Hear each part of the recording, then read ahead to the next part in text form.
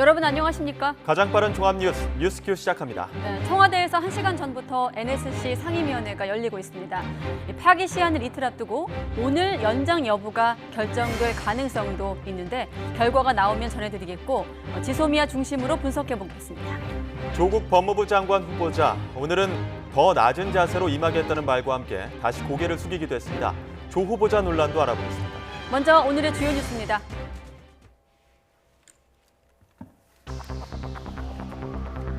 일본의 보복성 수출 규제 대응책의 하나로 거론되어 온 한일 군사정보보호협정 지소미아 연장 여부가 이르면 오늘 결정될 것으로 보입니다. 한미일 공조의 틀을 지킨다는 차원에서 지소미아를 일단 유지할 것이라는 전망이 유력하지만 반대 의견도 만만치 않아 결과가 주목됩니다.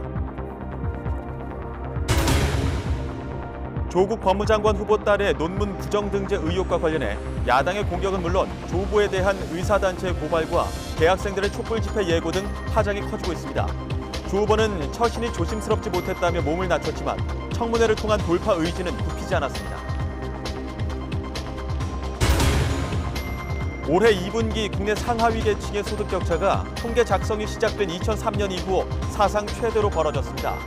소득 하위 20%의 소득은 1년 전과 비슷한 제자리를 맴돈 반면 상위 20% 가구의 소득은 3.2% 증가해 그 격차가 5.3배로 늘어났습니다. 지난 6월 경기도 오산에서 발견된 백골 시신은 지난해 살해된 17세 가출 청소년인 것으로 확인됐습니다. 가출한 피해자와 한때 같은 곳에 살았던 20대 등 5명은 피해자가 자신들의 다른 범죄를 경찰에 누설해 범행을 저질렀다고 자백했습니다.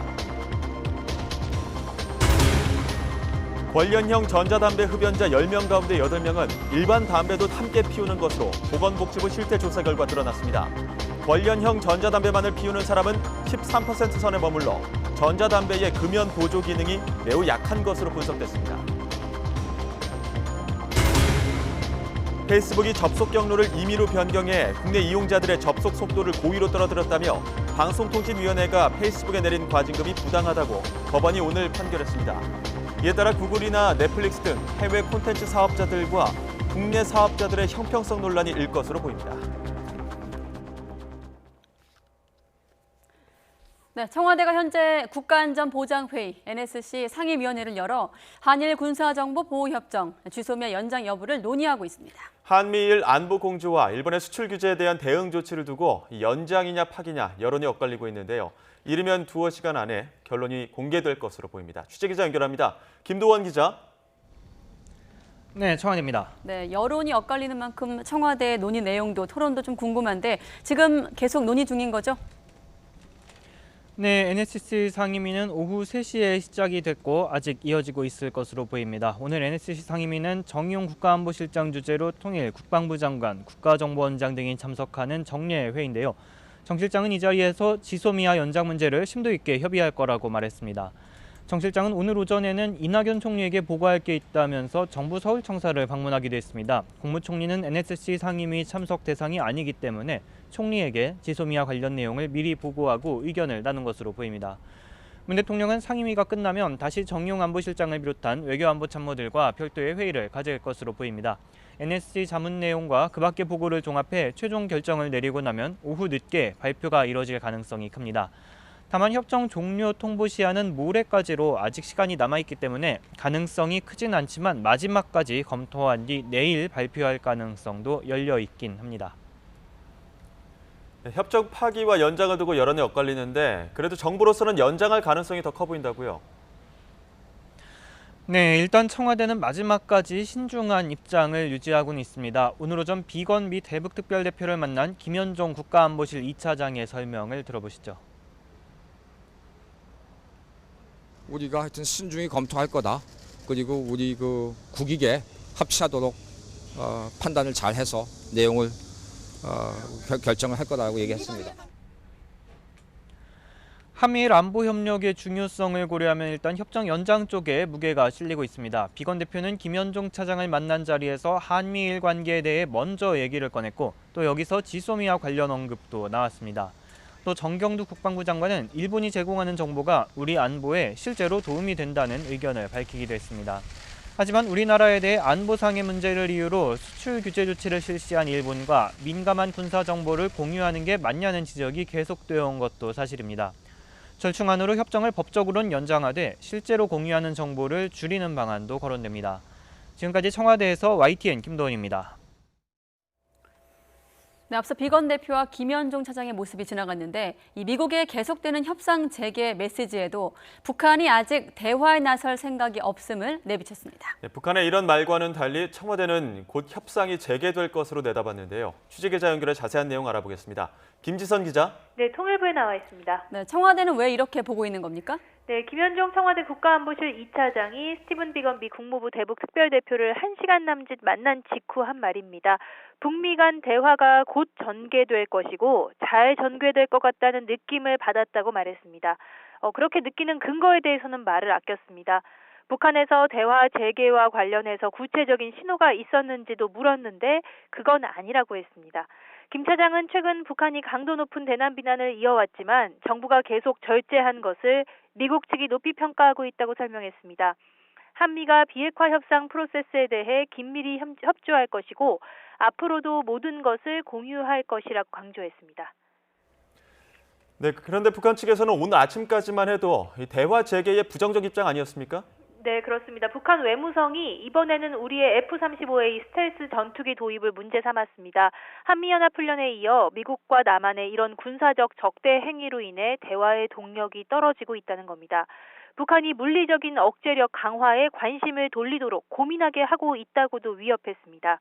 군사적 위협을 동반한 대화에는 흥미가 없다며 당장 협상에 나서지는 않겠다는 뜻을 내비친 겁니다.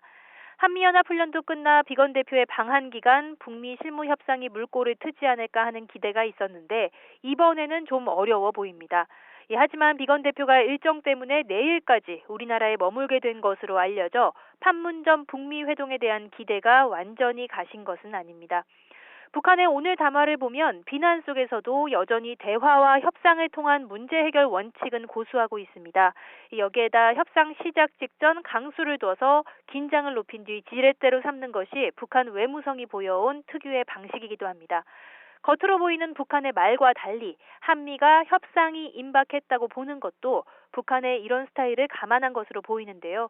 결국 당장은 아니지만 시간을 오래 끌진 않을 것이라는 전망입니다. 마침 오는 29일 북한 최고인민회의가 예정돼 있습니다.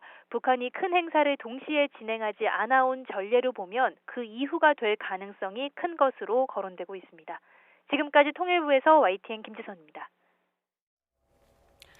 네, 이런 가운데 국제원자력기구 IAEA에 정통한 외교소식통은 북한이 영변 핵시설에 있는 흑연 감속로에서 사용 후 핵연료봉을 3,000개에서 최대 6,000개까지 꺼냈을 가능성이 있다는 견해를 밝혔다고 일본 교도통신이 오늘 보도하기도 했습니다.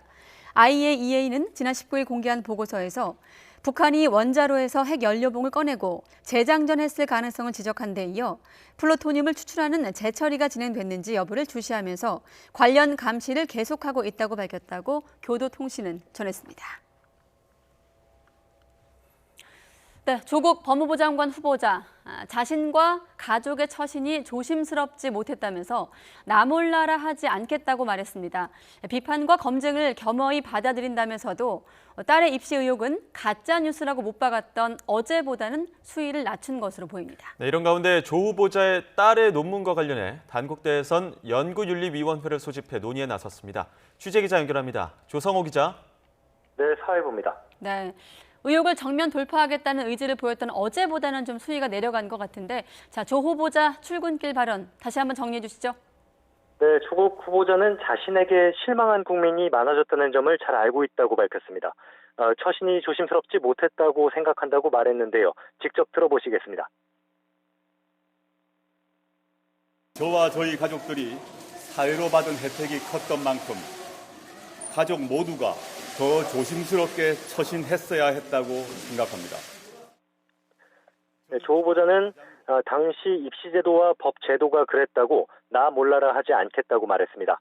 그러면서 더 많이 꾸짖어달라고 덧붙였는데요. 직접 들어보겠습니다. 더 많이 회초리를 들어주십시오. 향후 더욱 경허한 마음과 낮은 자세로 임하겠습니다. 모든 것은 청문회에서 소상히 밝히겠습니다. 감사합니다. 인사청문회에서 해명하겠다는 기존 입장과 달라진 건 없지만 딸의 입시 부정 의혹은 가짜 뉴스라고 완강하게 못 박았던 어제보다는 수위가 낮아진 발언입니다. 네, 조 후보자 딸의 학업과 관련한 의혹은 계속 이어지고 있는데 조 후보자가 과거에 딸의 의학전문대학원 교수를 직접 만난 정황도 나왔다고요? 네, 그렇습니다. 조 후보자 딸 조모 씨는 부산대 의학전문대학원 입학 첫 해인 2015학년도 1학기 낙제점을 받고 유급했는데요. 그해 10월 조 후보자 모친이 조 씨의 지도교수인 노환중 교수가 병원장이던 양산 부산대병원에 그림을 기증합니다. 네, 조 후보자가 관련 행사에 모친과 함께 참석한 것으로 나타났습니다. 조 씨가 이듬해 복학한 뒤 노 교수의 개인 장학재단으로부터 6학기 연속으로 장학금을 받은 것과 관련이 있다는 의혹이 제기됐는데요. 이와 관련한 질문에 조 후보자는 딸의 교수에게 장학금을 부탁한 적이 없다고 답했습니다. 들어보시죠. 2015년에 딸 지도교수 만나셨던데 어떤 얘기 나누셨나요? 무슨 말인지 잘 모르겠습니다. 잘 부탁한다거나 장학금 부탁하신 적이 있으신가요? 없습니다. 지금은 부산의료원장인 노환중 교수도 입장문을 내고 조 후보자가 참석한 행사 자리에서는 장학금에 대한 이야기는 전혀 없었다고 해명했습니다. 경제적으로 여유로운 학생에게 왜 연속적으로 장학금을 줬냐는 세간의 비판은 겸허히 받아들인다며 지도 학생의 학업 포기를 막겠다는 생각이 앞섰다고 밝혔습니다. 이 밖에 조 씨가 대학 입시 자기소개서에 단국대 의대 논문 참여를 포함해 여러 활동 경력을 기재했는데 기간이 겹치거나 부풀려졌다는 의혹도 제기됐습니다. 조 씨는 외고 3학년이던 지난 2009년 여름 공주대 생명공학연구소 인턴십에 참여해 일본에서 열린 국제학회에서 영어로 발표했고 한국물리학회 여성위원회가 숙명여대에서 연 여고생 물리캠프에도 참여해 장려상을 받았는데요. 물리캠프 실험 기간이 7월 말에서 8월 초로 국제학회 기간과 일부 겹친다는 겁니다.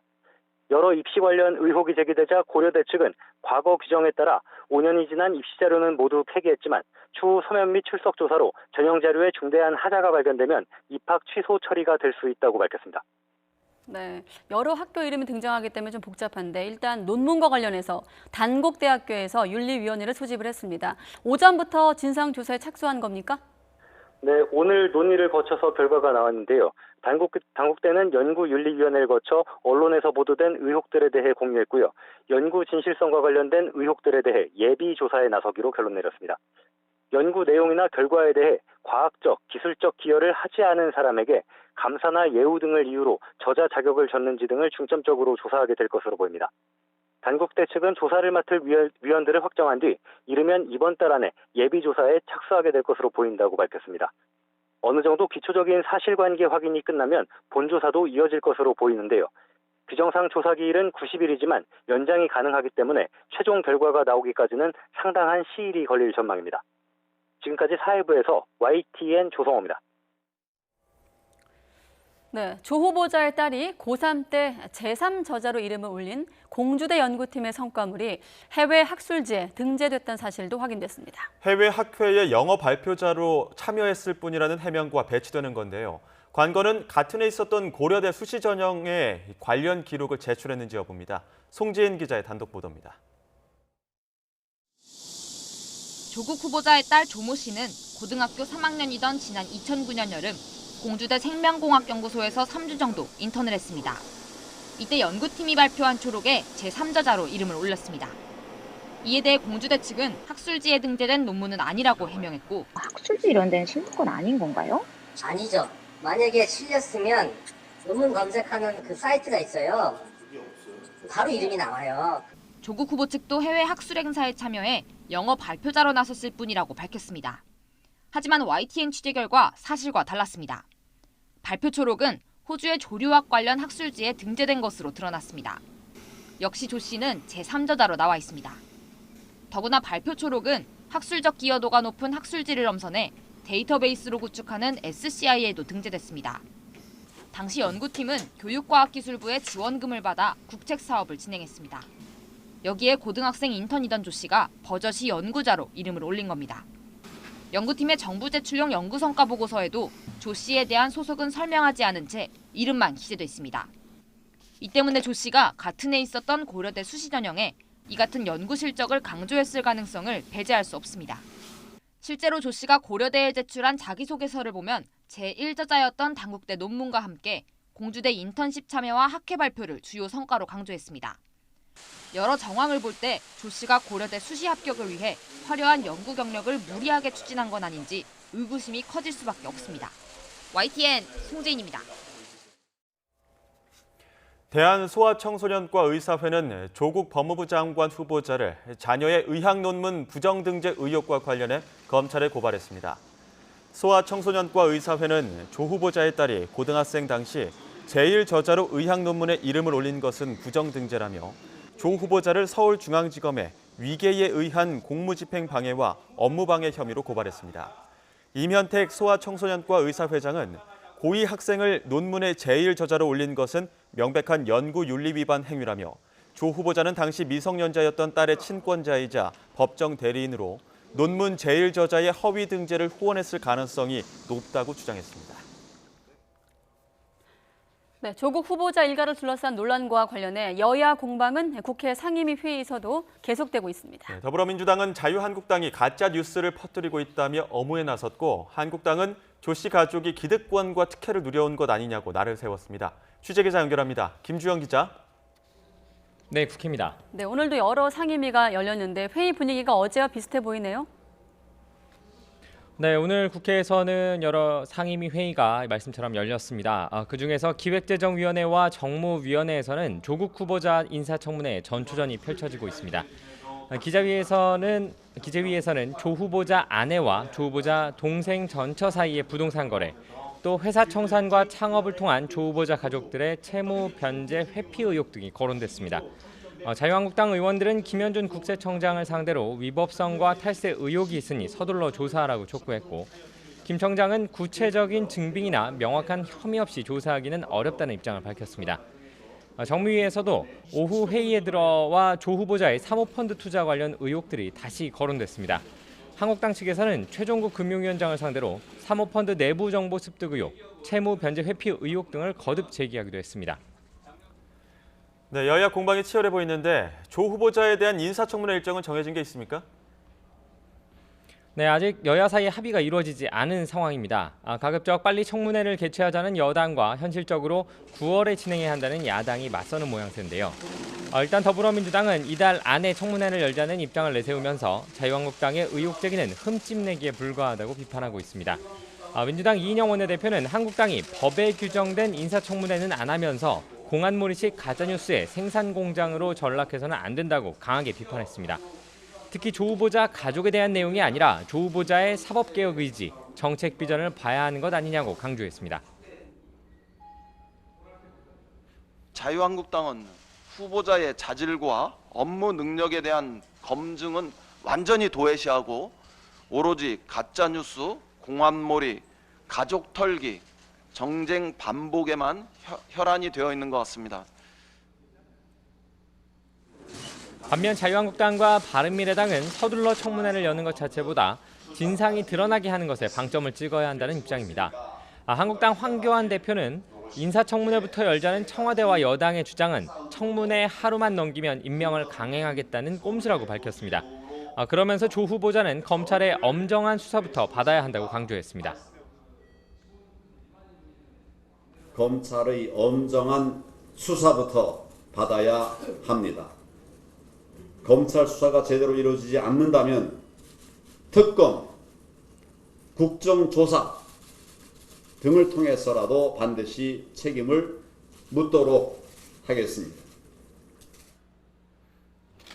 바른미래당 오신환 원내대표도 실체적 진실을 위해 인사청문회와 별개로 검찰 수사가 필요하다면서 조 후보자와 조 후보자의 딸을 서울중앙지방검찰청에 고발했습니다. 또 만약 검찰이 정권의 눈치를 보며 흐지부지 수사를 끌고 간다면 부득이 특검 논의로 갈 수밖에 없다고 강조했습니다. 지금까지 국회에서 YTN 김주영입니다. 네, 지난 6월 경기도 오산에서 10대로 추정이 되는 백골 시신이 발견됐습니다. 경찰의 추적 수사 끝에 피해자는 당시 17살 가출 청소년, 또 피의자는 함께 살던 동거인들인 것으로 나타났습니다. 자세한 내용 취재기자 연결해서 들어보겠습니다. 이영원 기자. 네, 사회부입니다. 네, 먼저 백골 발견 당시 상황부터 들어보죠. 네, 2달 전쯤인 지난 6월 6일 경기도 오산에 있는 한 야산에서 시신이 발견됐습니다. 이미 백골 상태였는데 조상 묘를 돌보러 왔던 40대 남성이 뼈조각 일부를 발견해 신고한 겁니다. 묘자리가 아닌 곳에서 뼈조각이 나오자 경찰이 즉각 현장 조사에 나섰는데요. 이 묘지와 묘지 사이 언덕 쪽에서 안매장됐던 백골 시신을 찾아냈습니다. 국과수 DNA 분석 결과 15세에서 17세 남성으로 추정됐는데 경찰은 이런 조사 결과와 함께 피해자가 착용하고 있던 반지 등을 토대로 신원 파악에 나섰고 백골 발견 49일 만인 지난달 25일 17살 A군으로 최종 확인했습니다. 그렇군요. 지금 YTN 홈페이지에서도 관심이 높은 사건으로 꼽히던데 피의자들도 붙잡혔습니까? 네, 백골 발견 직후 타살 혐의가 짙다고 판단한 경찰은 수사 전담팀을 꾸렸는데요. 숨진 A군이 가출 청소년이었던 것으로 확인하고 행적 조사에 나섰습니다.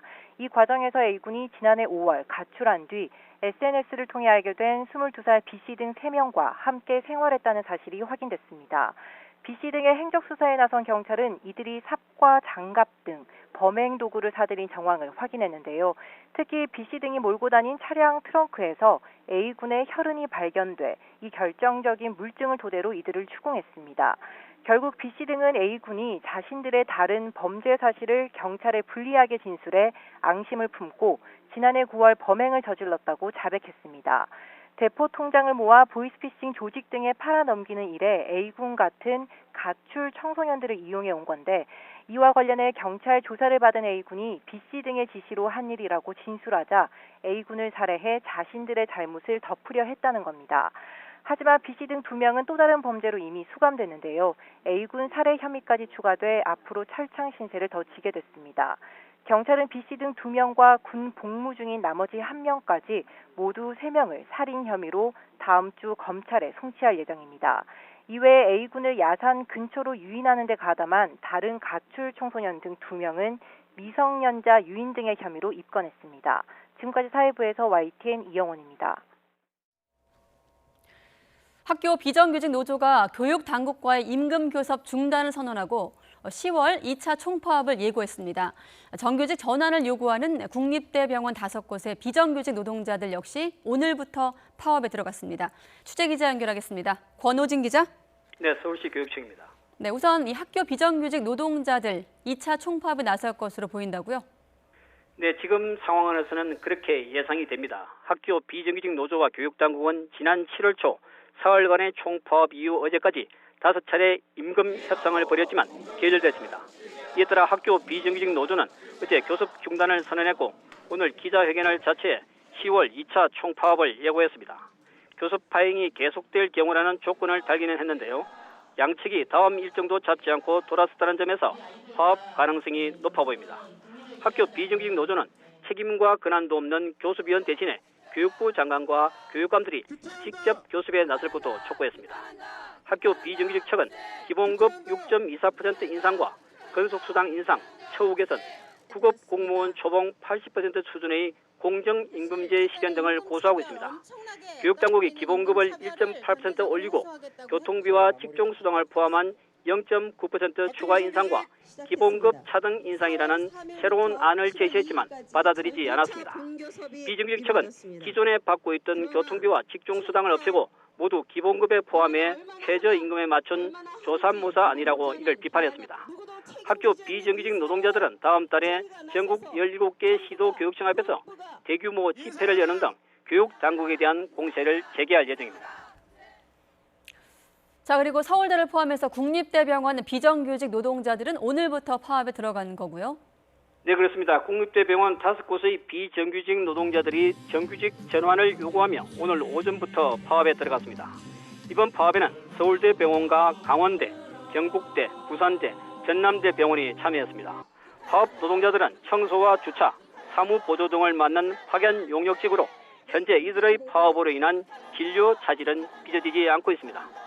비정규직 조합원들은 조금 전 오후 3시부터 청와대 앞에서 총파업 대회를 열고 국립대병원 파견 용역직 정규직 전환율이 0.29%에 불과하다며 직접 고용을 반드시 쟁취하겠다고 밝혔습니다. 이들은 집회를 마친 뒤 국립대병원 파견 용역직의 직접 고용 정규직 전환을 위한 의견서를 청와대에 전달했습니다. 지금까지 YTN 근호진입니다. 네, 얼마 전 서울대학교에서 60대 청소 노동자가 휴게실에서 숨진 채 발견됐습니다. 사망 이후 열악한 근무 환경이 알려지자 학생들은 평소 무관심했던 자신들을 탓하며 숨진 노동자를 추모하고 있습니다.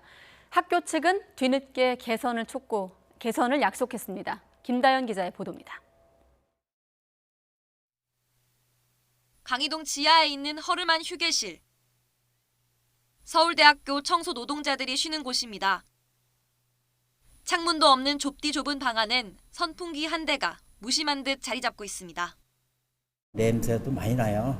곰팡이도 나고 그 학생들 수업이 딱 끝나면 계단 소리가 쿵쿵쿵 소리도 나고. 낮 기온이 34도를 웃돌던 지난 9일 이곳에서 67살 청소 노동자가 숨진 채 발견됐습니다. 잠시 쉬겠다며 들어간 지 30분 만이었습니다. 깜짝 놀라갖고 그래갖고 119로 전화해갖고 저는 사무실로 전화해갖고. 경찰이 밝힌 사인은 고인의 지병인 심장질환 악화. 하지만 학생들은 열악한 근무 환경이 죽음으로 이끌었다며 개선을 요구하는 서명운동을 시작했습니다. 휴게소의 전면적인 개선을 요구하고요. 그리고 죽음에 대한 학교의 책임 인정과 총장 명의의 사과를 요구하고 있습니다. 또 평소 무관심했던 자책감과 미안한 마음을 담아 조촐한 추모 공간을 마련했습니다. 제가 아직까지 이렇게 열악한 환경에서 근로하고 계셨다는 걸 몰랐다는 거에 죄송한 마음을 가지고 있고요. 늦게나마 이렇게 저희가 관심을 가져야 되는 시간이 아닌가 해서. 학교 측은 전담팀을 꾸려 캠퍼스 내 100여 곳에 이르는 시설 노동자 휴게 공간에 대한 실태를 전수조사하기로 했습니다. 공문상으로 일단은 서류 조사를 지금 실시했고요. 휴게시설이 적정한지 그걸 보고 있어요. 또다시 누군가의 희생으로 마련되는 소외 노동자들을 위한 처우 개선 대책. 사소한 죽음은 없다는 학생들의 말이 서울대 캠퍼스에서 메아리치고 있습니다. YTN 김다연입니다.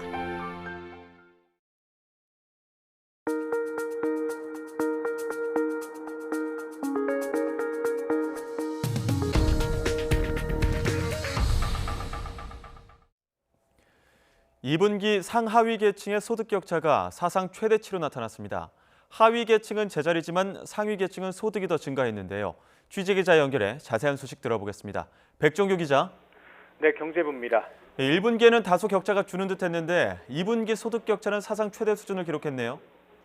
네, 올해 2분기 상하위 계층의 소득 격차가 관련 통계 작성 이후 사상 최대로 벌어졌습니다. 통계청의 2분기 소득 부문 가계 동향 조사에 나온 결과입니다. 계층별 월 평균 소득은 하위 20% 가구는 1년 전과 비슷한 132만 5천 원에 머물렀고 상위 20% 가구는 942만 6천 원으로 3.2% 늘었습니다. 이렇게 하위 20% 가구의 소득이 정체하는 동안 상위 20% 가구의 소득은 증가하면서 소득 격차가 지난 2003년 통계 작성 이후 최대인 5.3배로 집계됐습니다. 하위 20% 가구는 특히 일에서 버는 소득인 근로소득이 1년 전보다 15.3% 줄어든 43만 8천 원으로 집계돼 하락세를 계속 이어갔습니다. 대신 정부 보조금 등이 포함된 이전 소득이 65만 2천 원으로 9.7% 올라 근로소득이 줄어든 부분을 채웠습니다. 자영업 부진의 영향으로 전체 가구의 평균 사업소득은 1년 전보다 1.8% 줄어든 90만 8천 원으로 집계돼 3분기 연속 감소했습니다. 2분기 전체 가구의 월 평균 소득은 470만 4천 원으로 1년 전보다 3.8% 증가했고 중간계층의 소득 증가율은 4에서 6%가량으로 전체 평균보다 다소 높았습니다. 정부는 저소득층의 소득 회복세가 강화되고 분배 지표가 개선될 수 있도록 관계부처가 총력 대응하겠다고 강조했습니다. 지금까지 경제부에서 YTN 백종규입니다. 미중 무역 갈등의 불똥이 삼성전자로 튈 수 있다는 우려가 나오고 있습니다. 생산 공장이 중국에 있는 애플은 관세를 내는데 대부분 베트남과 인도에 공장을 두고 있는 삼성은 관세 대상에서 빠진다는 건데요. 트럼프 미 대통령은 불리해진 애플을 도울 수 있는 방법을 모색할 것이라고 밝혔습니다. 워싱턴에서 강태욱 특파원의 보도입니다. 트럼프 대통령이 삼성전자를 또 거론했습니다. 자국 기업인 애플의 경쟁자인 삼성전자가 관세를 내지 않는 게 문제라고 언급한 겁니다. 그러면서 애플의 최고 경영자가 이를 우려한다며 도울 것이라고 밝혔습니다. Now the problem was that Samsung, a competitor, good competitor, wouldn't be paying tariffs and Tim Cook would. I got to help him out short term with that problem. 며칠 전에도 삼성과 경쟁하는 애플에 대한 지원 방안 모색을 시사했습니다. 중국에서 생산돼 미국으로 들어오는 애플의 에어팟과 애플 워치 등은 9월부터, 아이폰과 노트북 등은 12월 15일 이후 관세 대상입니다. 삼성전자는 휴대전화 물량을 대부분 베트남과 인도에서 생산해 미국으로 수출하고 있어 관세 대상이 아닙니다. 이에 따라 트럼프 행정부가 어떤 식으로 애플을 지원할지가 관심입니다. 관세 부과를 완화하거나 밀어주는 조치 등이 있을 수 있습니다. 미국의 CNBC 방송은 아이폰과 노트북 등에 대한 관세를 애초 9월에서 12월로 미룬 것도 애플이 영향을 미친 것이라고 보도했습니다. 더 나아가 국외 기업의 대미 수출과 관련해 문턱을 높이거나 미국 내 생산을 확대하라는 등의 방안도 내놓을 수 있습니다. 그럴 경우 일본의 수출 규제에 이어 우리 경제에 또 다른 어려움이 될 수밖에 없습니다. 워싱턴에서 YTN 강태욱입니다. 애플이 한국의 삼성과 LG에서 전량 공급받고 있는 아이폰용 올레드 패널을 중국 업체에서 공급받기 위해 최종 조정에 들어갔다고 니온 게이자이 신문이 보도했습니다. 일본 교도통신은 한국에 대한 일본의 수출 규제로 리스크를 줄이기 위한 애플의 대책이라고 분석했습니다. 김원배 기자가 보도합니다. 애플이 내년 전 세계에 판매하는 아이폰에 중국의 BOE가 제조한 유기 발광 다이오드 디스플레이, 즉 OLED 패널을 탑재하기 위해 성능 테스트를 시작했으며 올 연말까지 최종 판단할 예정이라고 니온 게이자이 신문이 보도했습니다. 이 신문은 애플은 BOE로부터 현재의 삼성 제품보다 20% 정도 싸게 OLED 패널을 조달할 수 있을 것이라고 덧붙였습니다. 니온 게이자이는 애플이 BOE로부터 조달받는 OLED 패널의 비중이 얼마나 될지, 이로 인해 삼성과 LG가 아예 공급업체에서 배제되는지 여부는 알려지지 않았다고 전했습니다. 애플은 현재 아이폰 상위 기종에 OLED 패널을 탑재하고 있으며 대부분은 삼성으로부터 공급받고 있고 일부는 LG 디스플레이로부터 조달받고 있습니다. 영국의 시장 조사기관 IHS 마켓에 따르면 지난해 OLED 패널 세계 시장 점유율에서 한국 기업의 점유율은 96%에 달했습니다. 그러나 BOE가 애플의 OLED 패널을 공급하게 되면 삼성과 LG의 과점을 무너뜨릴 수 있다고 니온 게이자이는 분석했습니다. 애플이 BOE와 협상에 나선 이유는 비용 절감을 가속화해 최근 떨어진 점유율을 회복하기 위해서라고 이 신문은 설명했습니다. 이 신문은 또 삼성의 납품 가격 인하를 촉구하는 효과도 거둘 수 있을 것이라고 덧붙였습니다. 한편 일본의 교도통신은 애플이 중국제 OLED 패널 채택을 검토하고 있는 것은 일본의 한국에 대한 수출 규제 강화의 영향으로 삼성으로부터 OLED 패널 공급이 막히는 리스크를 줄이기 위해서라고 보도했습니다. YTN 김원배입니다. 일본의 경제 보복에 반발해 한국인의 일본 여행이 급격히 감소하자 일본 내에서 우려의 목소리가 커지고 있습니다. 마이니치 신문은 보통 손님의 4분의 1 정도가 한국인이었지만 최근 2달 사이 한국인 손님이 80% 정도 감소한 오사카의 한 음식점 사례를 소개한 뒤 방일 한국인은 앞으로 더욱 감소할 것으로 보인다고 보도했습니다. 요미우리 신문은 부산과 규슈를 잇는 쾌속선 이용객이 감소했고 대한항공이 일본행 6개 노선의 운항을 휴업 또는 중단하기로 했다고 전하면서 한국인에게 인기 있는 규슈나 홋카이도의 관광업계부터 비명이 나오기 시작했다고 진단했습니다. 한국에 대한 경제 보복을 실무적으로 지휘하고 있는 세코 히로시게 일본 경제산업상이 한국과 수출 규제 문제를 논의하기 위한 국장급 정책 대화를 할 용의가 있다면서 대신 한국 정부가 사전 약속을 지키지 않았다는 점을 인정하라는 전제 조건을 내걸었습니다. 세코 경제산업상은 산케이신문과의 인터뷰에서 한일 국장급 정책 대화를 하기 위해서는 지난달 12일 과장급 실무 접촉 후에 한국 측이 다르게 밝힌 부분을 먼저 정정해야 한다고 언급했습니다.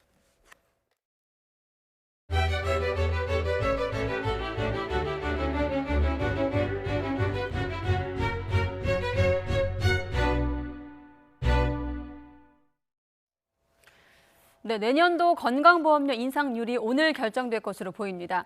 건강보험 정책의 최고 의결기구인 건강보험정책심의위원회가 오늘 저녁 7시부터 열릴 예정인데 지난 6월 회의에서 결정하지 못했던 건강보험료율을 다시 논의합니다. 취재기자 연결해서 이 내용도 들어보겠습니다. 김장하 기자. 네, 행정부입니다. 네, 그럼 내년 건강보험료 인상률 오늘 결정된다고 볼 수 있겠습니까? 그렇습니다. 건강보험 정책 최고 의결기구인 건강보험정책심의위원회가 오늘 오후 7시 회의를 열고 내년도 건강보험료를 인상을 결정할 예정입니다.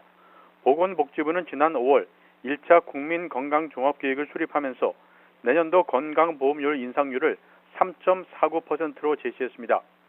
건강보험료율 인상률은 지난해 2.04%, 올해 3.49%였고 내년부터 2022년까지 예상 인상률은 3.49%입니다.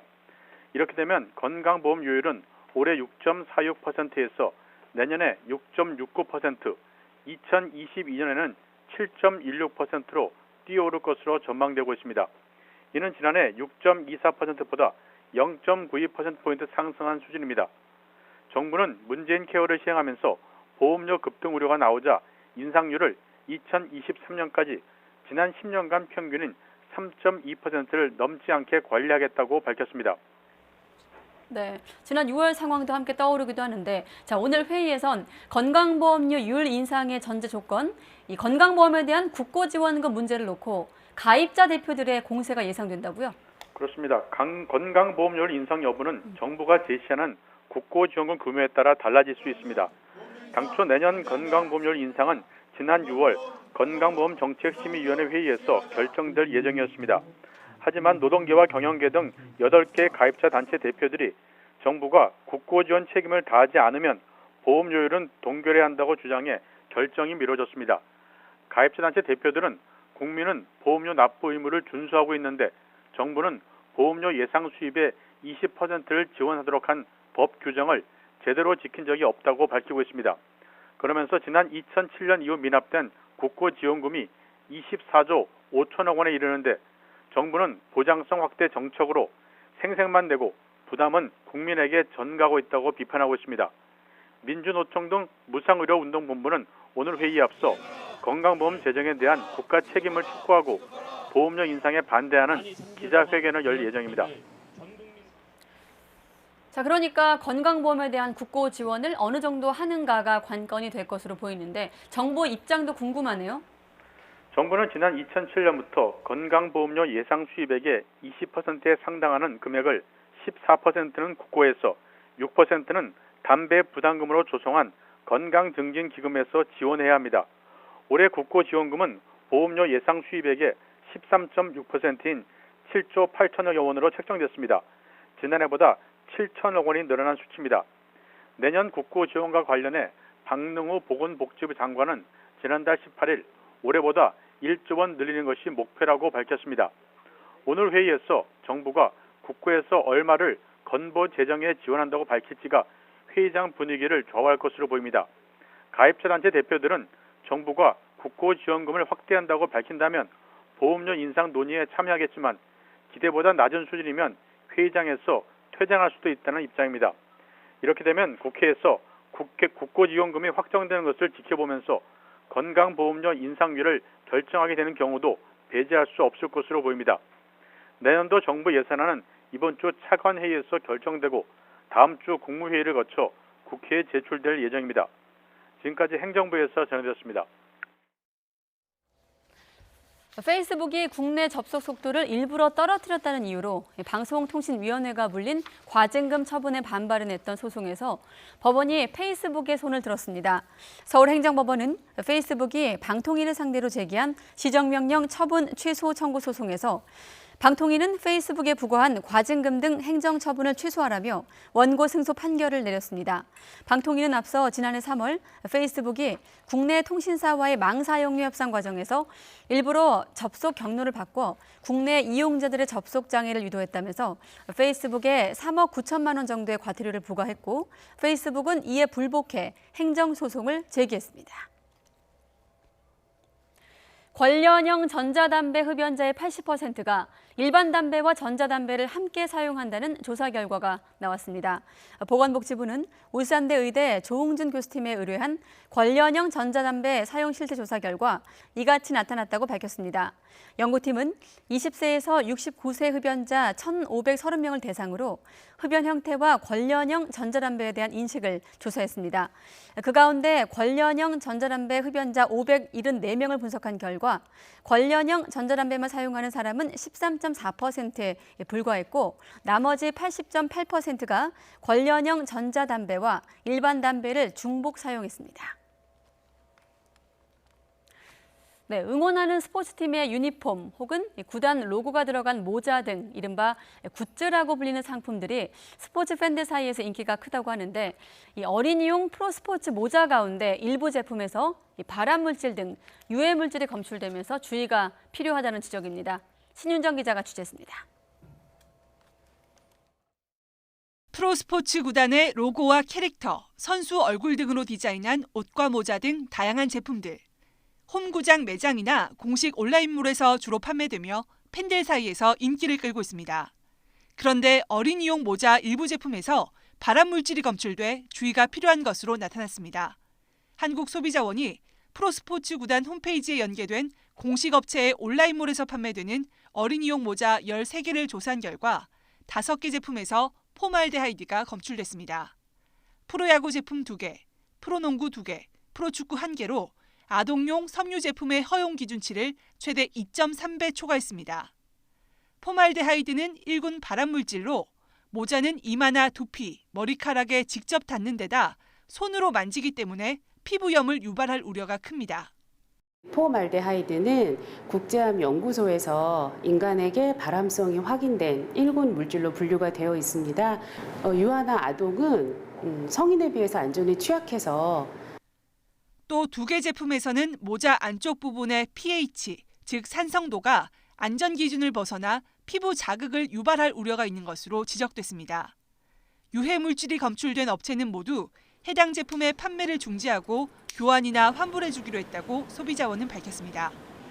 또 제품 대부분이 필수 표시 대상인 사용 연령과 제조 연월 표시를 누락했다며 관련 부처에 프로스포츠 어린이 모자에 대한 안전관리와 감독 강화를 요청하기로 했습니다. YTN 신윤정입니다. 네, 조선 왕조의 상징이라 할 수 있는 경복궁의 근정전. 그동안엔 밖에 서서 슬쩍 내부를 들여다보는 게 전부였는데 고종 때인 1867년에 중건된 뒤 처음으로 시민들에게 닫혀있던 문이 활짝 열렸습니다. 이지은 기자가 불러봤습니다. 너희의 일을 해라. 영화 속에 담긴 조선시대 왕의 업무 공간, 경복궁 근정전의 모습입니다. 경복궁의 핵심이라 할 수 있는 근정전이 지어진 지 152년 만에 처음으로 일반 시민에게 문을 열었습니다. 천장에는 왕의 위엄을 보여주는 2m 길이의 황금용이 장식되어 있고 화려한 왕의 의자 뒤에는 왕을 상징하는 해와 달, 5개의 산봉우리 그림인 1월 오봉도 병풍이 놓여 있습니다.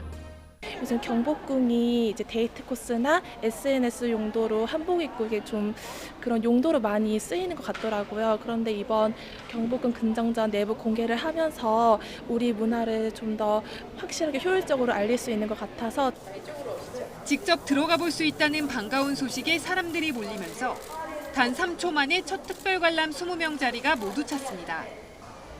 내부 곳곳에는 왕의 행차에 쓰였던 다양한 의장품들이 정교한 손길로 재현돼 관람객들을 맞이합니다. 궁궐이 죽어있는 궁궐이 아니라 살아있는 내 가까이 있는 역사 문화 공간으로서 느끼실 수 있도록. 근정전 내부 특별 관람은 다음 달 21일까지 매주 수요일부터 토요일 사이에만 진행되며 인터넷을 통해 신청이 가능합니다. 문화재청은 일단 이번에 시범적으로 특별 관람을 실시해 본 뒤 내년에 더 확대할지 결정할 계획입니다. YTN 이준입니다.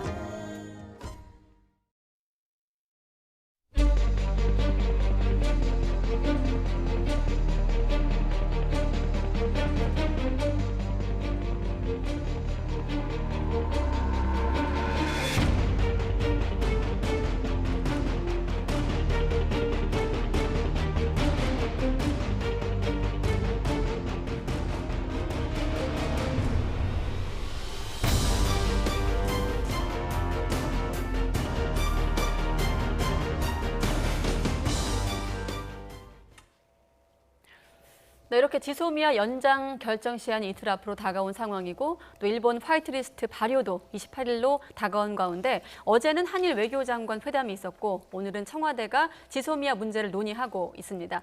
지금 시점에서 한일 관계 들여다보도록 하겠습니다. 홍현익 세종연구소 외교전략연구실장 또 유재순 JP뉴스 대표와 함께하겠습니다. 두 분 안녕하십니까? 안녕하십니까? 자, 어제 이제 한일 외교장관 회담이 있었습니다. 이 한일 갈등 국면 속에서 이제 기점을 시간표 순서대로 본다면 이제 어제 외교장관 회담이 있었고 오늘 이제 청와대에서 지소미아 여부를 논의하고 있습니다. 일단 실장님, 어제 회담에서 보면 미약하게나마 좀 모멘텀이 마련됐다고 볼 수 있겠습니까? 일단은 저 만난 이유 자체가 한중일 3국 외무장관 회담을 했습니다. 네. 한일 관계는 지금 껄끄럽고 지금 상당히 좀 충돌 국면이지만 중국이 껴가지고 올 겨울에 한중일 3국 정상회담을 하겠다는 거예요. 그래서 정상회담을 하는 쪽으로 지금 합의가 이루어지고 있습니다. 그리고 한중일 3국하고 아세안과의 정상회담도 하는 쪽으로 얘기가 모아지고 있고요. 네. 그다음에 한중일 FTA 또 RCEP이라고 영내 경제 동반자 협정 이것도 추진하자. 거기까지는 참 좋아요. 네. 그러면서 그나마 이제 봉합을 시킨 게 설사 양국 관계가 껄끄럽다고 하더라도 그것이 한중일 3국 협력을 방해하지 않도록 최선의 노력을 다한다. 여기에 다 세 장관들이 다 합의를 했어요. 네. 그리고 나서 이제 한일 외무장관 회담이 있었는데 오전에 그런 말씀들을 나눴고 네. 그다음에 이제 오후에 그렇죠. 한일이 만났죠. 네, 예. 그래서 이제 두 사람 사이에 왕이 외교부장이 있었기 때문에 서로 이제 신경전을 약간 벌이다가 결국 이제 두 분이 만났는데 처음에 만나서 악수도 하고 35분간 얘기를 했는데 통역하고 하면은 아마 별로 얘기 못한 거죠. 근데 처음에 다짜고짜 일본 외상이 그 지소미아 우리는 연기를 바란다 뭐 이렇게 얘기를 했고 네. 치고 나온 거죠. 일본은 자기네가 사고 쳐놓고 그 자기네가 필요한 군사정보보호협정은 연장하자는 입장을 하고 또 미국한테 들으라고 이런 얘기를 하는 겁니다. 그래서 이제 더군다나 이제 아베는 본래 그 백색 리스트 제외 조치가 먼저 시행될 예정이었는데 네. 닷새 동안 휴가를 가서 가기를 닷새를 연기해 가지고 일부러 지소미아 연장 우리 결정 시점 이후에 이게 발효되도록 꼼수를 네. 써놓은 거예요. 그래서 이제 우리 정부가 먼저 결정해야 되는데 따라서 이제 우리 정부의 결정이 굉장히 이제 관심이 초점이고 어제 상황만 보면 두 외무장관이 악수도 없이 헤어졌다. 그 얘기는 팽팽한 자기 입장들만 얘기했다 이렇게 보여지고요. 그러나 네. 이제 한 가지 성과는 뭐냐면 네. 그 외교 당국자 간의 회담은 계속 필요하다. 거기엔 공감대를 이뤘고요.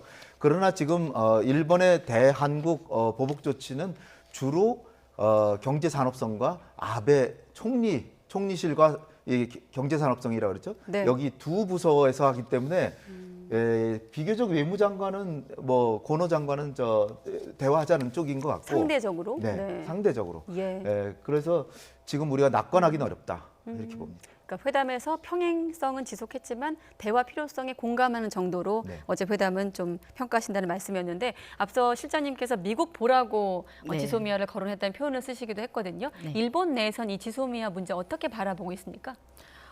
일본에서는 당연히 연장돼야 된다고 생각을 하고 있고요. 또 네. 그렇게 보도를 하고 있습니다. 그런데 이제 일본 같은 경우는 현실적으로 그 지소미아 연장이 절실한 문제가 사실은 지금 현재 지난주부터 내부에서 거론되는 것이 트럼프 정권 이후에 그 대북 정보가 거의 없다고 합니다. 네.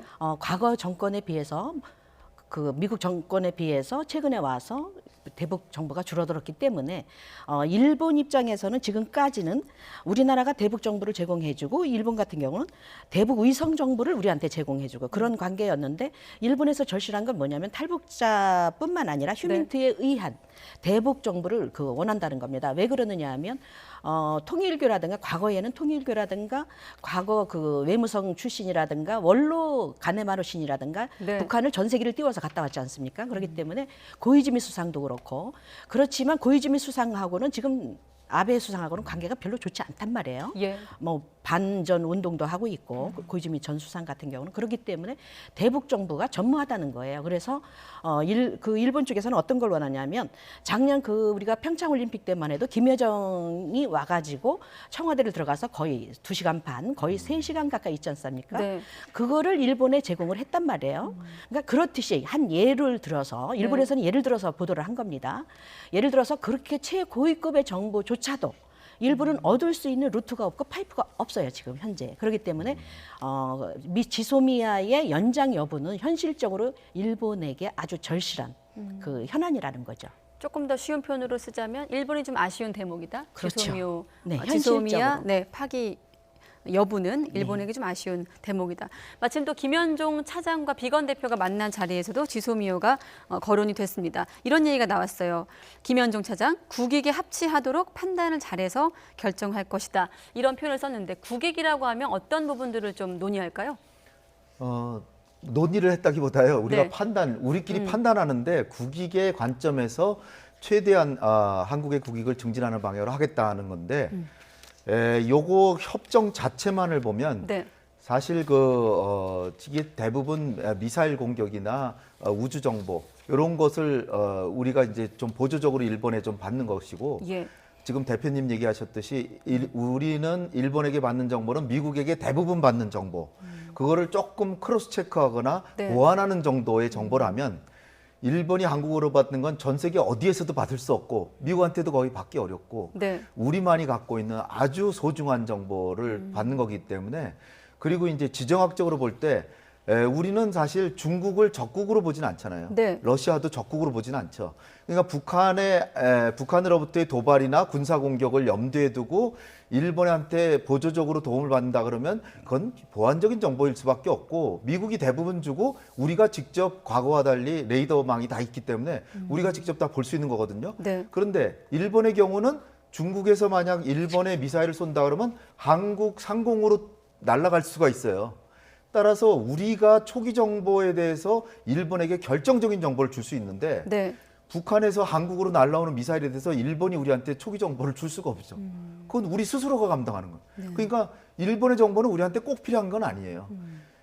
한미 동맹을 아주 강조하고 네. 한미일 안보 공조도 무지무지하게 중요하다라고 말씀하시는 분들은 일본이 주는 정보가 무지무지하게 소중하다 그러는데 네. 그거는 잘못된 겁니다. 우리가 일본에 주는 정보에 비하면 일본이 우리에게 주는 정보는 아주 보완적인 것이기 때문에 우리가 한일 정보보호협정에 대해서는 어디까지나 카드로 쓸 수 있는데 문제는 어디에 있냐면 네. 한국의 국익이라는 게 한미 동맹은 반드시 지켜야 되잖아요. 근데 이게 3년 전에 이게 체결됐을 때 제일 이 체결을 압박을 했던 게 미국이었고 예.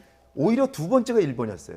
일본보다도 미국이 더 강조를 했는데 그 이유는 다름이 아니라 중국이나 러시아하고 세계적인 경쟁 관계에 있는 미국의 입장에서는 사드를 한국에 배치하고 그 사드를 통해서 중국이나 러시아가 그 미국의 미사일을 만약 쏜다 그럴 때 초기 정보를 정확하게 파악할 수 있는 레이더망이 필요한 겁니다. 네. 그래서 사드를 배치하고 거기에 레이더망이 있고 일본에 2개가 있고 그래서 그 세 지점에서 각각 위치를 파악하면 X, Y, Z의 좌표가 나와서 우주에서의 위치를 정확하게 파악할 수 있는 거예요.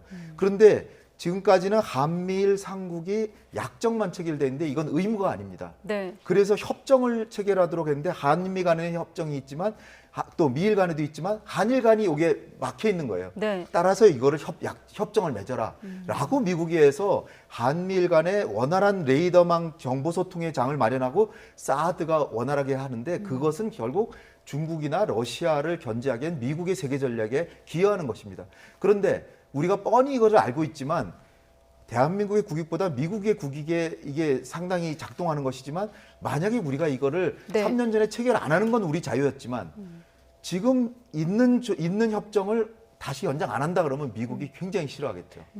따라서 한미 동맹을 고려하는 것이 우리의 국익입니다. 그렇다면 한미일 공조라는 전체적인 관점에서 네. 지금 아마 청와대 NSC 회의도 상임위원회도 그런 거를 좀 고려해가면서 토론이 이루어질 것으로 예상이 될까요? 그럼요. 미국만 없으면 네. 당연히 이거는 파기가 될 텐데. 그럼 혹시 우리가 그 회의 현장을 한번 가정해 본다면 어떤 토론에 있어서 어떤 게 좀 쟁점이 될까요? 그러니까 일단은 이제 군사적으로 우리가 얻는 부분이 아까 우리가 처음에 논의했던 네. 것처럼 효용이 뭐냐. 국방부 장관은 좀 효용이 있다는 거 아니에요. 당연히 있죠. 이 정보라는 게 조금이라도 더 많으면 상호 교차 체크가 이게 검토가 가능하고 하니까 더 좋지만 네. 반드시 있어야 되는 정보를 얻는 건 아닌데 일본에게는 우리가 소중한 걸 주는데 거기에 대한 반대급부 없이 그냥 우리는 막 주는 겁니다. 그래서 더군다나 일본이 지금 우리에게 파기 명분을 준 게 한국은 안보 부분에서도 신뢰할 수가 없는 네. 나라다라고 했는데 이게 군사 2급 정보 이게 아주 극비 정보 1급은 아니지만 아주 최상위에 준하는 정보기 때문에 이거를 우리를 안 믿는 나라라 그러는데 어떻게 줍니까 사실. 결국 어불성설이 돼버렸잖아요. 그러니까 네. 우리가 당연히 파기할 권리가 있는 건데 단지 NSC에서 그랬을 때 미국이 과연 어떻게 나올까. 그리고 어저께 한일 외무장관회담할 때도 일본은 이건 연장했으면 좋겠다고 계속 얘기하잖아요. 그거는 우리는 연장하고 싶은데 한국이 파기한 거다. 그래서 한국한테 한미 관계를 악화시키는 거를 우리에게 빌미를 좀 제공하고 싶었던 그걸로 의도가 압박하는 있었군요. 거죠. 한국을. 그렇군요. 조금 정리해 보면 이렇게 우리 정부가 청와대 NSC 상임위원회에서 이 문제를 거론하게 된 이유, 지소미아 연장 여부를 고심하게 된 이유는 바로 일본의 수출 규제 조치에 대한 대응 때문이 아닐까 싶은데, 자 대표님 지금 시점에서 일본에서도 조금 뭐 민간 단체도 움직이고 지난번에도 말씀하셨지만 좀 뭐 그런 반 아베 정권에 대한 어떤 그런 정서가 목까지 차올랐다 이런 표현을 쓰시기도 그렇죠. 하셨거든요. 다방면 전 분야에서. 지금 현재 일본 내 분위기 다시 한번 좀 여론을 좀 짚어주시죠. 그렇죠. 지금 일부 언론에서도 보도가 됐지만 네. 처음에는 일본 정부, 즉 아베 정부죠. 아베 정부 간에 그리고 경제 산업성이죠. 그 경제 분야에 치우쳤던 일들이 지금은 전방위적으로 지금 퍼져 있잖아요. 네. 기업뿐만 아니라 일본 시민 그리고 그 현지에서 일하고 있는 뭐 당사자들, 피해자들죠. 관광지라든가 관광 명소라든가 그런 분들까지도 지금 불만을 노골적으로 토로하고 있고 또 아베 정부에 대해서 또 해결을 해달라고 요구를 하고 있기도 하고요. 그렇기 때문에 지난 8월 15일만 해도 신주쿠역 앞에서 반 아베 시위를 했거든요. 네. 그래서 한 200여 명 모여서 했고 또 거기에 대응해서 우익 성향의 또 헤이트 스피치라든가 이런 또 우익 단체들도 뭐 맞불을 놓긴 했는데 지금 일본 분위기는 전체적인 분위기는 이대로는 자멸이다. 한일 공조 자멸이고 그리고 무엇보다도 아베 정부가 일본 국민들한테 굉장히 인기가 없었고 그렇기 때문에 우리가 전략적으로 맞아떨어진 것이 노 재팬에서 노 아베로 나갔잖아요. 네. 그 부분이 일본 언론들한테도 굉장히 어필이 됐고 또 일부에서는 노 재팬이든 노 아베든 관계가 없다. 개인으로 안 보고 국가로 본다 그러는데 전혀 그렇지는 않고요. 네. 일본 국민들 또 특히 시민단체들도 노 아베이기 때문에 국가를 일본을 부인하는 건 아니지 않느냐. 그렇기 때문에 아베 정부가 나쁜 왜곡된 정책만 바꾸면 한일 관계는 평화스럽게 될 수가 있다라고 지금 요구를 하고 있는 상황입니다. 네, 일본 내 분위기를 한번 짚어봤고요. 네. 우리가 그 일본 한일 관련해서 최근에 어떤 일지를 정리해 놓은 게 있는데 그게 있으면 좀 준비되면 화면에 보여주시고요. 자, 실장님 이 부분은 어떻습니까? 지소미아 관련해서 협정이 연장 결정이 나오더라도 뭐 당분간 정보 교환을 중지해서 뭐 지금도 그건 가능하다고 지난번에 말씀하셨거든요. 그런 식으로 좀 협정의 실효성을 약화시키는 좀 방안도 거론되고 있는데 그 대목은 어떻게 보세요? 우리가 만약에 연장을 안 한다 그러면 네. 한미 관계는 굉장히 좀 껄끄러워질 테고 그 다음에 더 이상 이제 쥐소미하는 카드를 쓸 수가 없습니다. 그리고 한일 관계도 어떻게 보면 강경화 장관이 약간의 이제 외교의 대화의 틀을 이제 조금씩 문틈을 열어놨는데 완전히 닫혀버리겠죠. 그런 상황에서 쥐소미아의 특징이 뭐냐면 일본이 정보를 달라 그래서 우리가 반드시 줘야 되는 의무가 있는 건 전혀 아닙니다. 네. 따라서 일단 연장을 해놓고 일본이 한국에 제재를 가하는 이상은 우리는 군사정보 교류 협정에 대해서 이것을 성실히 이행할 의무에서는 좀 벗어났겠다. 그러니까 연장은 하되 유예하는 거죠. 네. 일본이 한국을 군사적으로 신뢰할 수 없다는데 그러면서 뻔뻔하게 군사정보를 달래는데 그걸 어떻게 줍니까? 우리 집에서 도둑질 해가는 사람한테 또 거기다 차비까지 줄 수는 없잖아요. 네, 지금 박사님 옆으로 마침 그 정보 교환 건수가 나가고 있는데 7번이 있었다고 하더라고요, 올해. 네. 근데 그 와중에도 수출 관련해서 한일 갈등 와중에도 3번 네, 8월 일본의 2일 날 요구가 있었다. 이 부분은 어떻게 좀 해석할 수 있겠습니까? 그러니까 뻔뻔하면 그 자체죠. 그냥 우리에게 한국의 정말 생명줄, 경제 생명줄이라고 할 수 있는 반도체, LCD 소재 제일 핵심 부품 세 개를 규제를 해놓고 네. 그래서 한국 경제에 치명타를 가해놓고 자기네가 필요하다고 정보는 교환하자. 왜냐하면 북한이 지금 최근에 6번이나 그 단거리 발사체를 쐈잖아요. 근데 네. 동해 쪽으로 쐈는데 여기서 분명히 해야 될 게 그러면 우리가 일본한테 얻은 정보가 맞냐? 근데 번번이 일본이 먼저 교환하자 그런 거예요. 왜 네. 그럴까요? 북한이 발사체를 쏠 때 항상 우리가 먼저 합니다. 왜냐하면 지구는 둥글기 때문에 일본의 레이더가 발달했다고 그래도 수평선 이하 거는 보지 못하거든요. 그건 왜냐하면 일본은 아무래도 격리돼 있으니까 우리가 가까이 있으니까 먼저 보니까 이거 북한이 쐈대는데 처음에 몇 시, 몇 분, 몇 초에 쐈어. 일본이 먼저 물어보는 거죠. 따라서 우리의 정보가 훨씬 더 소중하다는 건데 네. 그만큼 일본은 정말 간악하다고 하긴 좀 그래도 굉장히 교활하다. 그렇게 우리에게 상대방에게 귀싸대기를 때리고 악수하자고 손을 내미는 격인데 네. 이거를 할 수 있는 정말 정치인들이 일본에는 꽤 있다. 따라서 우리도 정말 그 굉장히 강한 마음을 가지고 인내심도 발휘해야 되지만 굉장히 지혜롭게 대응하지 않으면 안 된다. 네. 특히 이 한일 갈등 국면에 뒤에 있지만 실질적인 영향력을 갖고 있는 미국이 재판관이나 마찬가지이기 때문에 미국이 어떻게 생각하냐. 미국을 결국 우리 편으로 만들 수 있어야 되는데 네. 사실 미국의 외교관 중에 일본계 부인을 갖고 있는 사람 상당히 많고요. 주한 미국 대사가 어머니가 일본계입니다. 그러니까 뭐 미국의 입장에서는 또 네. 하나 이제 더 중요한 거는 뭐냐면 미국은 지금 세계적으로 과거에 소련을 견제했듯이 지금 중국을 견제하려고 그러잖아요. 그럼 중국을 견제하는데 일본은 자기네가 발벗고 나서서 내가 중국을 견제할 테니까 우리의 집단자위권을 통해서 헌법 개정 좀 도와주세요 이러는데 네. 한국은 뭐라 그러냐면 한미동맹은 우리의 국가 안보의 간석이다. 그러나 중국과의 안보 우호적 관계도 안보 협력도 중요하다. 그러니까 미국의 입장에서 볼 때는 자기 대신 싸워주겠다고 하는 일본이 훨씬 더 자기 친구라고 생각하겠죠. 따라서 한일 간에 갈등이 있는데 미국이 중립만 지켜도 우리는 상당한 외교를 잘한 거고요. 네. 가만 놔두면 일본 쪽으로 기울 수 있습니다. 그래서 우리가 좀 더 대미 외교를 더 열심히 해서 적어도 이번 건수는 분명히 자유무역에 대한 그 아베 총리가 그 G20 정상회담이라고 이게 자유무역을 옹호하기 위한 정상회담 해놓고 그 다음날 우리 제재를 가하기 시작했거든요. 네. 정말 뻔뻔하고 좀 명분 없는 행동인데 그러나 여기서 우리가 또 조심해야 될 게 과거와 달리 미국의 트럼프 대통령은 또 보호무역주의를 하고 있잖아요.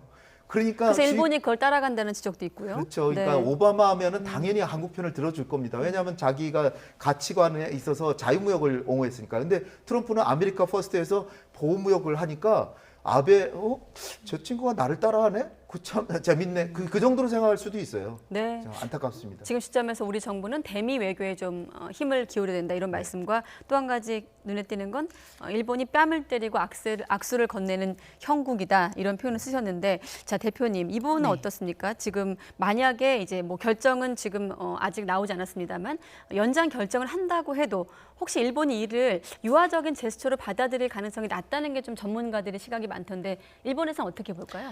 일본은 한국이 어떤 결정을 내려도 그 기본 정책에서는 변하지 않을 것으로 보고요. 네. 가령 어제만 해도 어제 방송 요미르 계열의 일본 텔레비전 방송만 해도 어젯밤에 네.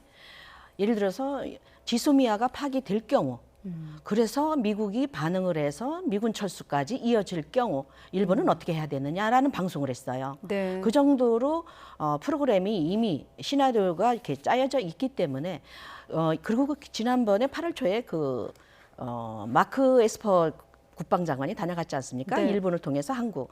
그런데 일본 쪽에 파기가 아니라 연장을 할 것이라는 언지를 이미 줬다고 합니다. 그렇기 때문에 한국 정부가 하나의 카드로서 경제 보복에 대한 카드로서 이용하고 있다는 거를 이미 파악을 하고 있고요. 다만 최악의 경우 파기됐을 경우에 뭐 미국의 반응과 그리고 또 일본의 대처는 어떻게 해야 되는가 이미 어제 밤에도 그런 방송이 나왔기 때문에 네.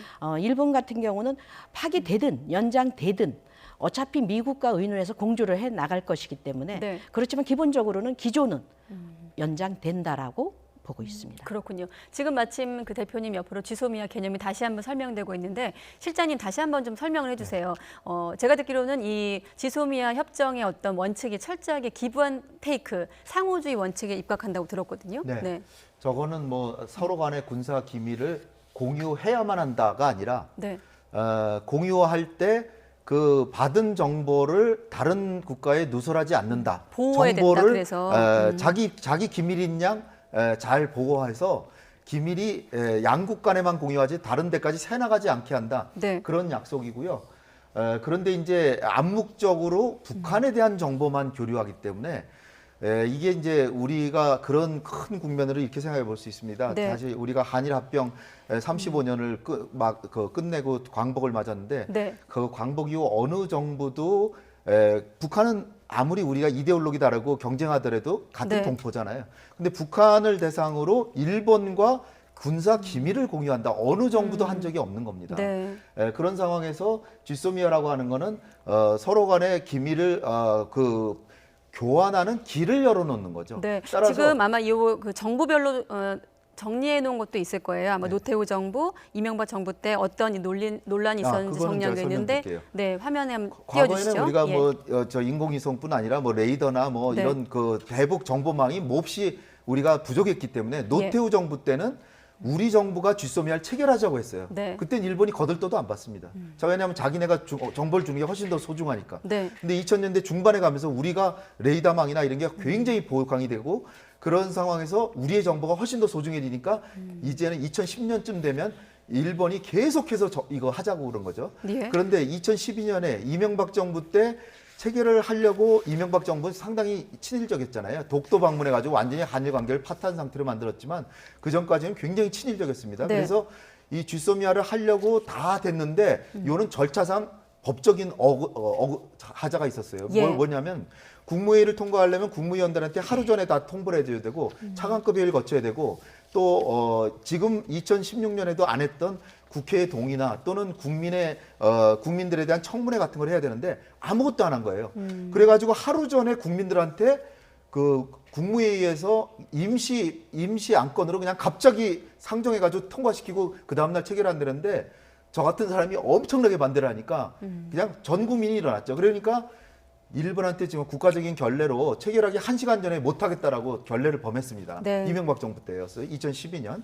그러다가 2016년에는 이게 이제 다시 미국에서 사드를 운영하기 위해서 이제 적극적으로 이제 압박을 가하는데 네. 이게 이제 우리 정부도 2017년 1월이나 체결할 수 있다라고 생각을 했는데 이게 2+2 회담을 했어요. 한미 간의 국방 외교 장관 연석 네. 2+2 회담이라고 하는 미국이 아주 호주나 일본 같은 나라가만 하는 그 회담을 국방 외무장관 연석회담을 하고 거기서 엄청난 압박을 넣어서 불과 한 달 만에 체결했습니다. 27일 만이었죠, 예, 정확히. 근데 앞서 지나갔습니다만 그때 당시가 11월 23일 2016년 네. 박근혜 전 대통령 탄핵을 앞둔 시점이었어요. 한 달 정도밖에 안 그렇다 남았어요. 보니 이른바 밀실 체결 논란도 있었고 당시 야당이었던 지금의 여당 정치인들이 이렇기 때문에 지금이라도 지금 일본의 국면과 관계없이 다시 한번 재고해야 되지 않느냐 이런 또 의견들도 나오고 있습니다. 그럼요. 어떻게 저는 보세요? 사실은 네.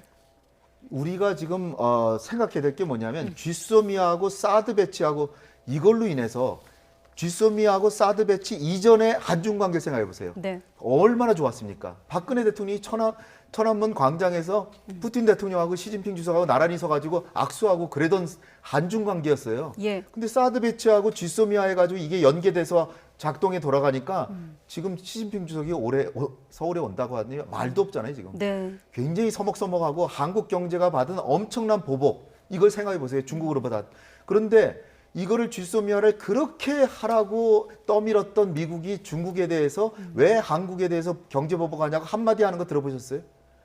전 정말로 네. 이거 엄청난 대가를 치르고 있는 중입니다. 따라서 한미 동맹만 생각 안 하면 당연히 이거는 폐기돼야 되는데 네. 그러나 한미 동맹이 워낙 소중하니까 그래서 이거를 연장해 놓고 그러나 정보 교류가 의무는 아니기 때문에 만약에 일본이 계속해서 한국에 경제적인 제재 조치를 가한다면 네. 내년에는 우리 연장 안 한다 해서 계속 카드로 써야 되는 거죠. 네, 그만큼 이 한일 관계는 그 역사의 변곡점마다 정말 신중한 검토가 필요하지 않나 이런 생각이 드는데 자 지소미아 문제이기 때문에 저희가 좀 실장님한테 좀 집중적으로 질문 드렸는데 지금 어떻습니까? 지금 일본 내에서 시민단체나 뭐 지자체를 중심으로는 좀 변화가 있습니다만 아베 정권 어떻습니까? 지금 우경화로 지목되고 있는 아베 정권의 현재 흐름은 좀 크게 변화가 없는 건가요? 아베 정부는 현재 굉장히 당황한 상황이라고 그래요. 상태에 있다고 네. 그래요. 왜 그러느냐면 아까 좀 전에 말씀드렸다시피 기업들뿐만 아니라 뭐 일반 시민들까지 지금 지방자치제들까지 지금 들고 일어난 상황이잖아요. 네. 그리고 그걸 숨기기에 급급했고 그리고 아베 정부는 그뿐만 아니라 내년에 도쿄올림픽이 있단 말이에요. 그러니까 오늘만 해도 SNS상의 라인의 톱뉴스가 네. 내년 올림픽 문제였단 말이에요. 왜 그러냐면 오다이바의 수영 경기를 치러야 되는 게 네. 지금 화장실 냄새가 날 정도로 그래서 어제 같은 경우에는 각국의 선수들이 와서 임시로 연습을 하기로 했는데 그것조차도 냄새가 지독했기 때문에 중지를 했고 하다못해 고이케 유리코 도지사마저도 옛날보다 더 깨끗해졌잖나라는 그런 실언을 해서 또 지금 난리가 났고요. 그렇기 일본 때문에 내에서? 그렇죠. 예. 그렇기 때문에 전반적으로 아베 정부가 한국에 대한 경제 보복 때문에 얻는 게 뭐고 또 잃는 게 뭐냐, 득실이 뭐냐라고 네. 그거에 지금 굉장히 공론이 분분하고요. 그렇기 때문에 아베 수상 입장에서는 적어도 9월 달에는 이제 개각을 할 예정입니다. 그래서 일단 아소타로 부총리 겸 재무성 장관이죠. 네. 대장성 장관을 일단 유임을 하기로 했고 또 스가 관방장관도 마찬가지지만 그 외에 다른 내각을 어떻게 내각 인사를 하느냐에 따라서 네. 대한 정책도 달라지지 않겠는가. 그래서 지금 자민당 내부에서는 촉각을 세우고 지금 아베 정부의 네. 지켜보고 있다고 합니다. 마침 아소다로의 모습도 화면에 그렇습니다. 잡혔네요. 자, 여기까지 두 분과 함께 이 문제 다뤄봤습니다. 오늘 고맙습니다. 고맙습니다. 감사합니다.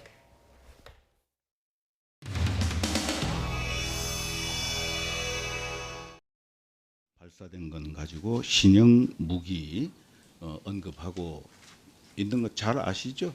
예. 예. 뭐 저도 별로 들어보지 못한 이름이에요.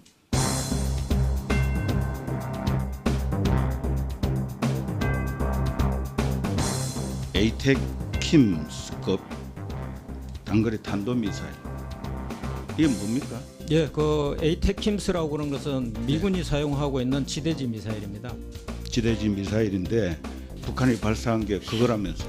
신형 단거리 탄도 미사일로 이렇게 비행 특성을 갖고 있다 이렇게. 그 탄도 미사일에 대응하기 위해서 삼축 체계 우리가 그대로 개발해 나가고 있는 거 아닙니까? 이름도 다 바꿨어요. 킬체인은 전략적 목표 타격, KAMD는 이게 뭐라고 썼어요? 공중 요격 이렇게 쓰겠다 하는 거고 KMPR 그래 3K인데 이거는 압도적 대응으로 바꾸고 영어로 안 쓰고 그대로 한국말로 쓰겠다. 킬체인은 전략적 목표 타격, KAMD는 공중 요격, KMPR 압도적 대응으로 바꾸고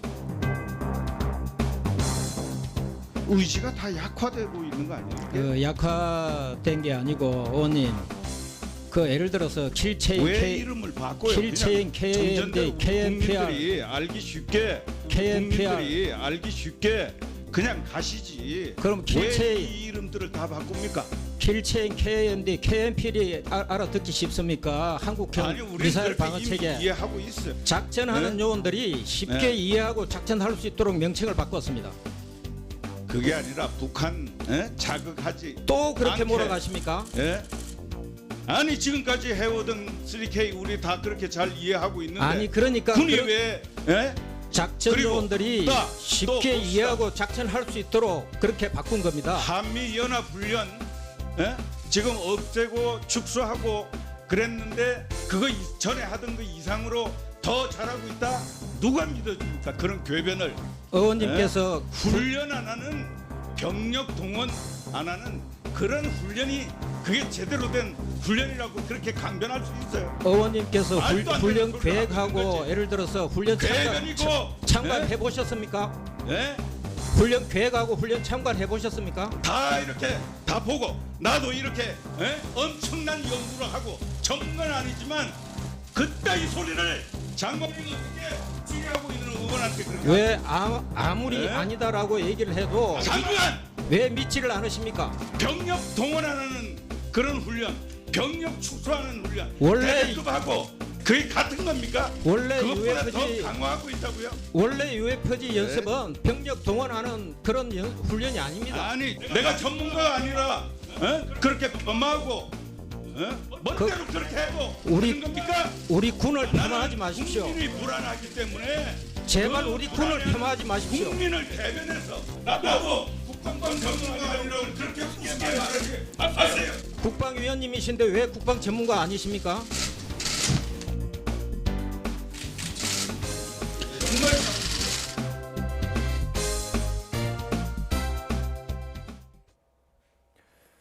문재인 대통령이 전국 각지의 국립대학 총장들을 청와대로 초청해 오찬을 함께했습니다. 문 대통령은 일본의 수출 규제 보복으로 부품 소재 국산화와 원천 기술 개발이 매우 중요해졌다며 국립대가 중소기업들에 대한 기술 지원에 더 적극적으로 나서달라고 당부했습니다. 직접 들어보시죠.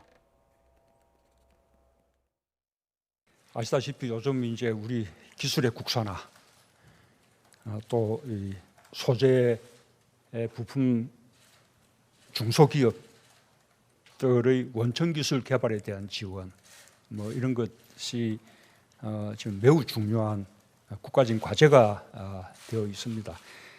지금 여러 대학들이 그런 기술 지원단을 만들기도 하고 또는 개발 지원단을 이렇게 구성하기도 하고 해서 많은 역할을 해주고 계십니다.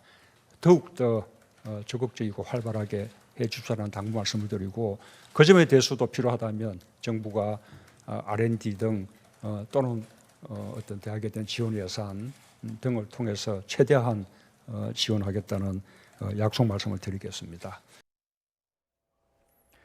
쓰레기 매립장 입구 봉쇄로 촉발된 제주 쓰레기 처리 문제가 최악의 상황은 피했습니다. 지역 주민들은 원희룡 제주도지사를 만난 뒤 태스크포스 팀을 구성해 오는 10월 말까지 대화로 해결책을 찾기로 했습니다. 유종민 기자입니다. 제주 쓰레기 매립장 입구 봉쇄로 막혔던 쓰레기 반입이 당분간 정상적으로 이루어집니다. 쓰레기 매립장의 연장 사용을 반대하며 쓰레기 반입을 막았던 주민들이 도지사와 면담 후 대화의 시간을 갖기로 했기 때문입니다.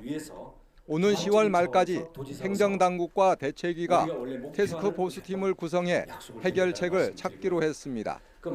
행정당국이 제안하고 대책위가 수용하면서 돌파구를 찾았고 쓰레기 매립장 입구를 봉쇄하지 않기로 했습니다. 모든 쓰레기 반입 지금처럼 허용하는 거고 10월 31일까지 TF팀을 구성하는 것까지 다 저들이 완료를 했고 수용하는 걸로 했습니다. 태스크포스 팀은 현 매립장의 음식물 쓰레기 처리 문제를 포함해 새로운 협약서에 담길 세부 사항을 조율하게 됩니다. 봉계동 주민들이 감내하고 있는 이 쓰레기의 매립 그리고 소각 이 부분들이 원활하게 진행이 될 수 있도록 저희들이 후속 대책에 최선을 다하겠습니다. 이번 제주 지역 쓰레기 반입 거부는 현재 서귀포에 건설 중인 음식물 처리 시설 준공 지연이 발단됐습니다. 행정 절차 지연 등으로 완공 시기가 2년 더 미뤄지면서 지역 주민이 행동에 나선 것입니다.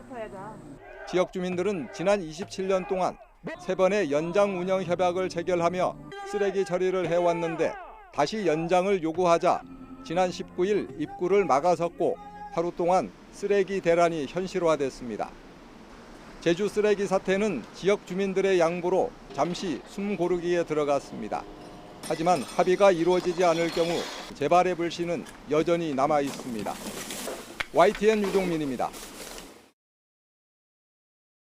엄마, 이가탄. 친구야. 아버님, 이가탄. 많은 분들이 이가탄을 복용하고 계십니다. 잇몸병엔 이가탄. 효과도 만족도 역시 이가탄입니다. 아시죠? 이가탄. 1588 39,000원부터 배칠수의 39,000 꽃배달 3단 화한 39,000 배칠수의 39,000 1588 39,000 1588 39,000 배칠수의 꽃배달. 누군가 묻습니다. 당신이 그리는 내일은 어떤 모습을 하고 있냐고.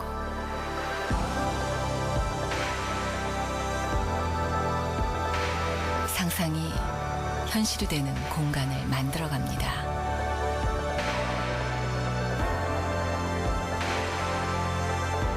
문영이 만들어가는 미래.